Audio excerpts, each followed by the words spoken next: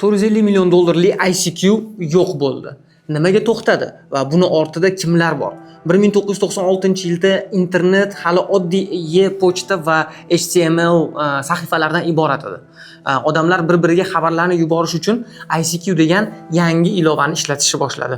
Bu chat konsepsiyasini boshidan o'zgartirdi va bir paytlar 1,5 milliarddan ortiq odamlar buni ishlatayotgandi. Bugun esa ko'pchilik bu nomni eshitganda ICQ nima edi deb so'ray boshlaydi. Savol juda oddiy. Qanday qilib bir paytlar butun dunyoda trend bo'lgan platforma, internet chatini asosiy qiroli zamonaviy texnologiya to'lqinlarida yo'qolib ketdi? Keling buni tarix, raqobat va o'zgarishlar orqali tahlil qilamiz. 1996-yilda Mirabilis ICQ ni yaratadi. Nomini ma'nosi ICQ, ya'ni men sizni izlayman deb qisqa qilib ICQ qilib belgilangan va ICQ real vaqtda xabarlarni, kontaktlar ro'yxati va statuslarni onlayn, band, offlayn chiqib ketdi degan imkoniyatlarni taklif qilardi. Bu o'sha payt internet chatini yangicha shakli bo'lgan. Biroq bozor asta-sekin rivojlandi. AOL Instant Manager, Yahoo Messenger va MSN Manager kabi raqobatchilar paydo bo'ladi va shu paytda ICQ foydalanuvchi tajribasi va soddaligi bilan oldinda edi. Lekin foydalanuvchilar soni oshishi bilan raqobat ham kuchayib bordi. Natijada ICQ tez o'sadi. 1998-yilda 3 million foydalanuvchi bo'ladi. 2000-yilda esa 30 milliondan oshiq global foydalanuvchilarga erishadi. Shu davrda ICQ deyarli har bir kompyuter foydalanuvchisi uchun asosiy chat vositasi edi. Va mana bu ovoz hammaga tanish bo'lsa kerak. 1998-yilda ICQ AOL kompaniyasiga $407 million sotiladi va bu global miqyosdagi kengayishni boshlanishi edi. Bir tarafdan tanazzulni boshlanishi desa ham bo'ladi. Uning afzalligi millionlab foydalanuvchi bazasi va real vaqt chat funksiyasi bor edi. Ya'ni yozasiz, nariyodagi odam srazu ko'radi va sizga javob yozayotganini siz ko'rib turasiz. Shu bilan birga AOL o'z email va portal xizmatlari bilan integratsiyani taklif qiladi. Bu esa ICQ ni yanada mashhur bo'lishiga olib keladi, lekin bir bahiyaga. Lekin bundan tashqari ICQ o'sishda to'xtab qolgandek edi.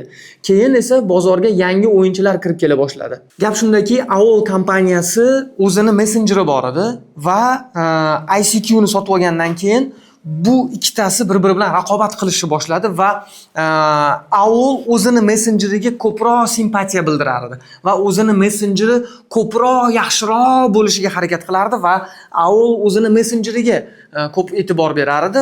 Shu jihatdan ICQ borgan sari pasayib bordi. O'sha paytda MSN va Facebooklar bozorga kiradi. 2003-yilda Facebook bozorga kirib kelganda, ijtimoiy tarmoqda odamlar bir-biri bilan ijtimoiy munosabatda bo'lganda ko'pincha o'sha chatidan, ijtimoiy tarmoq ichidagi chatdan ishlatishar edi. ICQ da shunaqa narsa bor ediki, u yerda identifikatsionni nomer berar edi. 7 talimi, 9 talimi esimda yo'q, menda ham bo'lar edi va shu raqam orqali siz o'sha o'zingiz suhbatdoshingizni qidirishingiz mumkin edi. Askam bormi deb so'rashardi. Askani nomerini keyin yozib berilardi va o'sha ICQ nomer orqali bir-biri bilan almashinar edi. Lekin keyinchalik odamning ism familiyasini yozsa ham chiqadigan ro'yxatlar paydo bo'lgandan keyin bu nomerlar hech kimga kerak bo'lmay qoldi. 90-yillarning o'rtalarida internet bugungi kundagi biz bilgan darajada rivojlanmagan. WhatsApp, Skype, Telegram hali ixtiro qilinmagan edi. Hatto reja ham qilinmagan edi. Telegram asoschisi Pavel Durov bor yo'g'i 11 yoshda edi. O'sha paytdagi internet juda bir ibtidoiy davrda edi.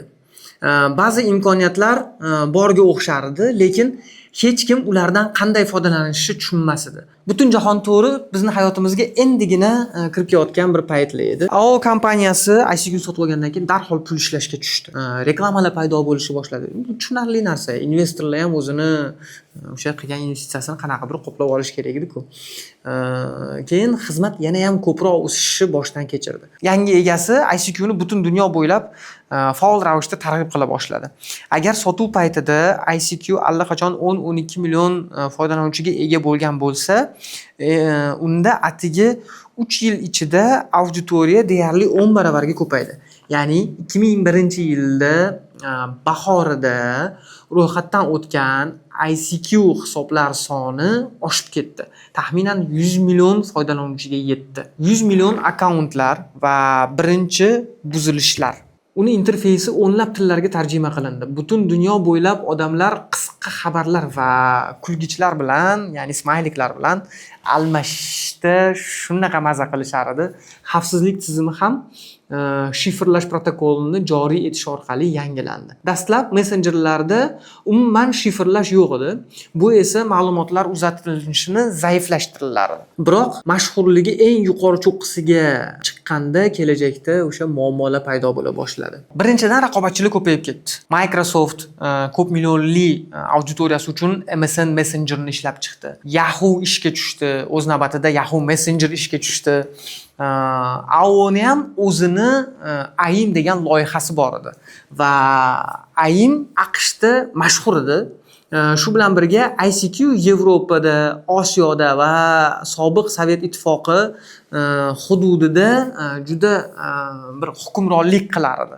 Gap shundaki, AOL ICQga raqobatchi yaratyotdi va AIM kompaniyasi AOL uchun ustuvorlik qilar edi. Mishmishlarga qaraganda AOL ichida ushbu xizmatlar ortidagi jamoalar hattoki ochiqchasiga raqobat qilishar edi. Ikkinchidan, tez o'sib borayotgan, o'zgarib borayotgan texnologiyalar juda ko'p paydo bo'lisha boshladi. Gap shundaki, ICQ o'zini cho'qqisiga chiqqandan keyin bir necha yil o'tgach, ikkita muhim voqea ro'y berdi. Birinchisi, 2001-yilda internet sektorida investitsiyalar keskin kamayib ketdi. Buni sababi shundaki, o'sha potensial investorlar, ayniqsa shu bir nechta loyihalar bilan bog'liq bo'lgan investorlar Butunjahon o'rgimchak to'ridagi pufakni, .com pufagini yorilishiga juda bir negativ munosabat bildirishdi. Bu bo'yicha bizning alohida videomiz bor. Mana bu videoga kirib ko'rsanglar, silkani tepaga qo'ydik. Shu videoda biz pufak internet bozoridagi .com pufagi to'g'risida gapirib o'tganmiz. Va bundan keyin investorlar juda ham ehtiyot bo'lishni boshlashdi va AOL qiyin davrlarni boshdan kechirayotgan edi. Endi ICQni rivojlanishi uchun vaqt yo'q edi.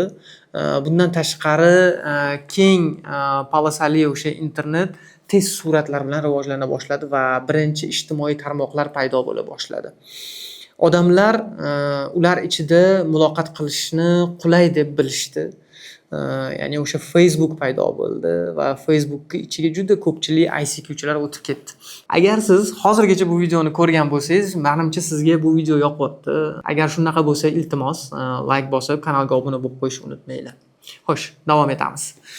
Shunga qaramay, pufakka yorilishiga qaramay, 2002-yilda ICQ hali ham muhim o'yinchi edi bozorda, ammo tendensiyalar xavotirga solishni boshladi. O'sish o'rnini turg'unlik va keyin faol auditoriyani pasayishiga olib keldi. ICQ shuningdek akkauntlarni o'chirishga ruxsat bermadi. O'sish o'rnini turg'unlik keyinchalik faol auditoriyani pasayishiga olib keldi. ICQ shuningdek akkauntlarni o'chirishga ruxsat bermadi. Shuning uchun ro'yxatdan o'tgan foydalanuvchilarni ko'pligiga qaramay passiv foydalanuvchilar ham ko'payib ketdi. Ya'ni agar siz foydalanmasangiz, o'chirishingiz imkoniyati yo'q edi sizda. O'z akkauntlaridan faol foydalanishni to'xtatgan va shunchaki statistikada paydo bo'lib turgan foydalanuvchilar bilan to'lib toshgan ICQ borgan sari pozitsiyasini yo'qotib borardi. Shu bilan birga raqobatchilar foydalanuvchilar uchun qulayroq bo'lib borayotgan edi. Masalan, MSN Manager, Yahoo'da Hotmail va Windows elektron pochtasi bilan integratsiyalashgan edi. 2003-yilda Skype dunyoga keldi va o'yinni umuman butunlay o'zgartirib yubordi. Va ICQda ilgari ma'lum bo'lgan tezkor xabar almashinuvi Skype ichida ham bor edi. ICQ hech qanaqangi qarshi choraga ega emas edi. Shuning uchun ba'zi foydalanuvchilar o'sha shuhratparast ICQdan qulayroq messenjerlarga ko'chishni boshlashdi va 2005-yilga kelib xizmat 500 million foydalanuvchiga yetgan bo'lsa-da, bu juda shubhali raqamlar edi. Axir aslida biz allaqachon anglaganimizdek foydalanuvchilar ancha kam bo'lgan. Buni qarang, 2006-2007-yillarda smartfonlarni qo'llanishi keng tarqala boshladi. Smartfonlar paydo bo'ldi. Endi odamlar xabar almashish ilovalarini telefonlarga ko'chirib o'tdi va bu katta yo'qolish omili edi. Odamlar uyda doimiy ish stolida, kompyuter oldida o'tirishni xohlamay qolishdi. Noqulay ham bo'ldi. Ular to'laqonli hayot kechirishni, ishlashni, sayr qilishni va sayohat qilishni xohlashar edi. Lekin baribir oila va do'stlar bilan bog'lanib turish kerak bo'lardi. ICQ shunchaki zamon bilan hamnafas bo'la olmadi. Bu kechikishlar ICQni nobud qildi. Xo'sh, dunyo oldinga siljishni xohlagan paytda 2009-yil, 2010-yillarda WhatsApp va Viber ilovalari kirib kelishi butunlay bozorni yana o'zgartirib yubordi. Kompyuterdan ko'ra mobil versiyada odamlar uchun messenjer sifatli ishlashi juda tez vaqtda auditoriyani o'sishiga yordam berdi. ICQda odamlarni topish uchun o'sha ID raqamlari bo'lar edi. Yana kimlardir gaplashish uchun uni telefon raqamlarini emas, balki uzun raqamlar ketma-ketligini eslab qolish kerak edi. Vaqt o'tib bu juda ham noqulay bo'lib qoldi. Chunki yangi ilovalar paydo bo'la boshladi. Masalan, ular telefon kontaktlar orqali avtomatik tarzda do'stlarni topib berar edi. Siz faqat do'stingizni telefon raqamini bilsangiz kifoya edi. Ilovani o'zi uni topib berar edi. Shuning uchun ko'pchilik o'z ICQ raqamlarini unutib ham yubordi. 2009-yilda ICQ nihoyat smartfonlar uchun mobil versiya ishlab chiqadi. Lekin bu уже kech bo'lgan edi. Bundan tashqari ilovani imkoniyatlari boshqa messenjerlarga qaraganda ancha oddiy va sust bo'lgan. Bir paytlar juda ham bir innovatsion bo'lgan ICQ endi yangi texnologiyalar ortidan zo'rg'a yetib borayotgan dasturga aylanib qolgan edi. Shunga qaramay ICQ hali ham pul ishlab topayotgan edi. 2009-yilda uni daromadi taxminan 30-40 million dollar atrofida bo'lgan. Bu pul asosan ilova ichidagi reklamalardan, o'yin ishlab chiqaruvchilar bilan hamkorliklardan, turli internet va SMS xizmatlaridan kelar edi. Ammo bu daromadlar ham ICQni saqlab qola olmadi. Kompaniya uchun bu xizmat endi istiqbolli ilova emas, balki ortiqcha rasxodga aylanib bordi. Shuning uchun ular ICQdan voz kechishga qaror qilishdi va uni sotishdi. 2010-yilda ICQni yana bir egasi o'zgardi. Bu safar messenjerni Rossiyani Digital Sky Technologies investitsion kompaniyasi tomonidan taxminan 187 million dollarga sotib olindi. Bu summa bir paytlar kompaniyaga to'langan narxdan deyarli 2 baravar arzon edi. Lekin shunday bo'lsa ham o'sha payt uchun bu zo'r narx edi. Chunki bu kompaniya ubitqadagi kompaniya edi, zarardagi kompaniya edi. ICQni foydalanuvchilari ham ancha kamayib ketgan edi. O'sha paytda taxminan 42 million kishi ICQni qo'llar edi. Shunga qaramay bu xarid Mail Group uchun mantiqli bo'ldi. Mail Group qanaqa paydo bo'lgani Alisher Usmonov to'g'risidagi videoni ichida aytib o'tganmiz. Tepadagi ssilka orqali o'tib olishingiz mumkin, havola orqali. Demak, davom etamiz. Mail Group uchun bu juda ham mantiqli edi, chunki Rossiya va MDH davlatlarida ICQ hali ham mashhur bo'lib, ayniqsa yoshlar orasida juda ko'p ishlatilar edi. Mail.ru ICQni qayta jonlantirishga harakat qildi. Ilova muntazam ravishda yangilanib turdi. Yangi funksiyalar qo'shildi. Masalan, 2011-yilda audio qo'ng'iroqlar, 2014-yilda video qo'ng'iroqlar, 2017-yilda guruh audio va video konferensiyalar tashkil qilindi. Lekin muammo shunda ediki, bu funksiyalar boshqa messenjerlarda allaqachon ishlab kelayotgan edi. ICQ faqat raqobatchilariga yetib olishga harakat qilayotgandek ko'rinardi. Ular marketingga ko'p kuch sarflamadilar. Hech kim hatto biron bir noyob xususiyatni maqtashga ham urinmadi.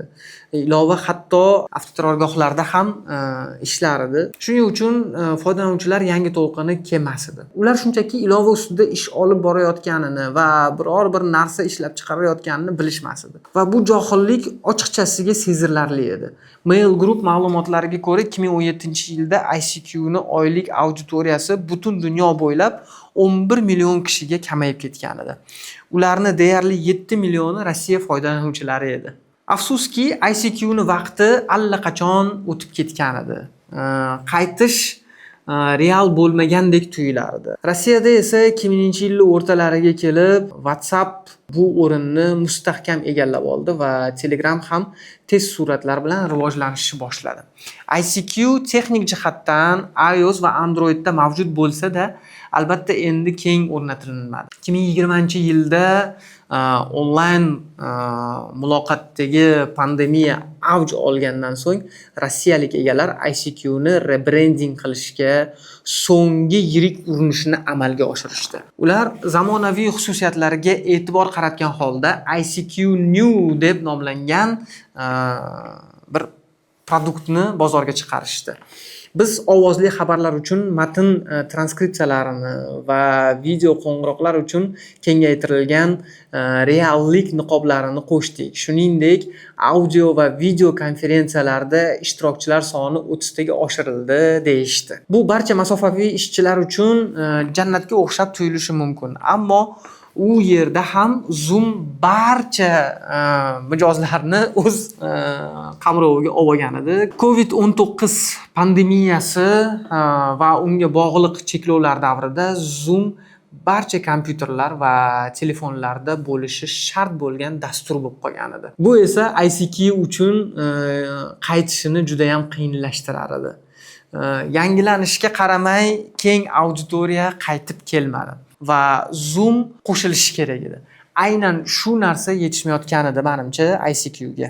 O'sha paytda Mediascope ma'lumotlariga qaraganda Rossiyadagi ICQ ni oylik foydalanuvchilar auditoriyasi allaqachon 439 ming foydalanuvchiga tushib ketgan edi. Tasavvur qilsanglar, 500 million auditoriyadan 439 mingga tushib ketdi. Hatto xorijiy foydalanuvchilarni tiliga olish ham befoyda bo'lsa kerak. Bu ehtimol statistik xatodir, bilmayman. Taqqoslash uchun WhatsAppda taxminan 2 milliard foydalanuvchi bor edi. Garchi bitta ilovaga qiziqishni vaziyatga qarab ortishi, ammo u siyosiy xarakterga ega edi. 2020-yilda Gonkongdagi norozilik namoyishlari paytida mahalliy faollar to'satdan ICQ ni yuklab olishni boshladilar. Ular ICQ ni eng xavfsiz aloqa kanali deb hisoblashgan, ammo bu voqea umumiy manzarani o'zgartirmadi. ICQ hali ham chetlashtirilgan foydalanuvchilardan tashqari hech kimga foydasiz bir ilova edi. Ular shunchaki boshqa platformalarda taqiqlangan edi va ICQ ga bular unaqa katta yordam bermadi. Asrimizning 3-10 yilligiga kirib Mail.ru o'z xizmatlariga e'tibor qaratishni boshladi va albatta VK Messenger ustuvor vazifaga aylandi. ICQ butunlay hafsalani pir qildi va mobil versiya App Store va Google Play dan yo'qoldi va qolgan foydalanuvchilarga VK Messengerga o'tishni tavsiya qilindi. ICQ bir muddat ishlashda davom etdi va ixlosmandlar unga ish stoli mijozi yoki web versiya orqali kirishlari mumkin edi. Ammo ishlab chiqish albatta bu nuqtada butunlay to'xtadi. Afsuski, ICQ tarixdagi so'nggi nuqta yaqiniga keldi. 2024-yil 26-iyunda ICQ rasman faoliyatini to'xtatdi. Xizmatlar butunlay o'chirib qo'yildi. Ishlab chiqaruvchilar bu yangilikni o'z veb-saytlarida e'lon qilishdi va foydalanuvchilarga VK Messengerdan foydalanishni taklif qilishdi. Shunday qilib, 28 yillik era yakunlandi. ICQ yo'q bo'lib ketdi va millionlab foydalanuvchilarni nostalgiyasida shunchaki bir xotirasida qolib ketdi. Lekin bitta narsani aytish kerak, ICQ rasman barcha eski raqobatchilaridan ustun keldi yashash jihatidan. AIM Messenger 2017-yilda, MSN Messenger 14-yilda, Yahoo Messenger 18-yillarda yopilgan. Bunday uzoq umr olqishlaga menimcha arziydi. Shunday qilib, ICQ qariyb uchta 10 yillikni qamrab olgan jonli hayot kechirdi. Onlayn muloqotni yondashuvni o'zgartirgan kashfiyotdan o'lib ahamiyatsiz bo'lib qolgan ICQ bizga tezlik va moslashuvchanlikni muhimligini ko'rsatdi. Texnologiya biznesida bu juda muhim. Har bir tadbirkor shuhratni qisqa muddatli ekanligi va bo'shashmaslik kerakligi yodda tutish kerak. Lekin men baribir ishonaman, xafa bo'lishga hojat yo'q. Chunki har bir maqsad yangi narsani boshlash uchun imkoniyatdir. Boshlashdan qo'rqish kerak emas. ICQ asoschilari yangi loyihalarni ishga tushirish uchun topgan millionlab pullarini ishlatishdi. ICQ foydalanuvchilari boshqa messenjerlarga ko'chib o'tishdi, ammo ularda muloqot qilishda davom etishdi. Ehtiyoj yo'qolmadi, shunchaki format o'zgardi. Va bu juda yaxshi, men o'ylashim bo'yicha. Bu shuni anglatadiki, biz bir joyda turmaymiz, balki rivojlanmoqdamiz. ICQ ni ko'plab texnik yechimlari butun bir yo'nalish uchun poydevorga aylandi. Dasturning vorislari ularni ko'plab xususiyatlarini olib, ularni ko'p yillar davomida ishlab chiqqan. Shunday qilib, ICQ izsiz o'lmadi. U o'zini DNKsini butun jahon o'rgimchak to'ri web brauzerlarda qoldirdi. Shuning uchun ishingizda vaqti bilan o'zingizga shunday savol bering. Men hozir kimman? Trend yaratuvchisimanmi yoki orqada qoluvchiman? Bunday javob berganingizdan so'ng keyin nima ish qilish kerakligi va qanday strategiya tuzish yaxshiroqligini tushunsangiz ajab emas. Eng muhimi, xatolaringizni tan olishdan qo'rqmang. Bu yaxshi tadbirkorning super kuchi bo'ladi aslida. Aks holda raqobatchilar sizdan oldinda bo'lishligiga va sizni biznesingiz yopilish ehtimoli kuchayishligiga sabab bo'lishi mumkin. Xulosa o'rnida bir narsani aytmoqchimanki, umid qilamanki, siz men bilan ushbu raqamli retro tarixga sho'ng'ish orqali o'zingizga qiziq bo'lgan ma'lumotlarni oldingiz. Video yakunida esa siz uchun bitta savolim bor.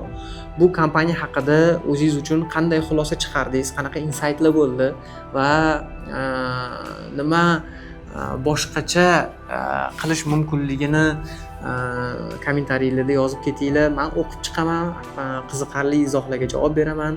Oxirigacha ko'rganingiz uchun sizga katta rahmat. Ushbu videoda like bosishni unutmang. Agar sizga yoqqan bo'lsa, kanalga obuna bo'ling. Chunki investitsiyalar, startaplar va mana shunday har xil kompaniyalarni o'sishi va qulashi haqida sizlarga batafsilroq ma'lumotlar berishga doimiy ravishda harakat qilishga harakat qilaman. Xayr, salomat bo'ling.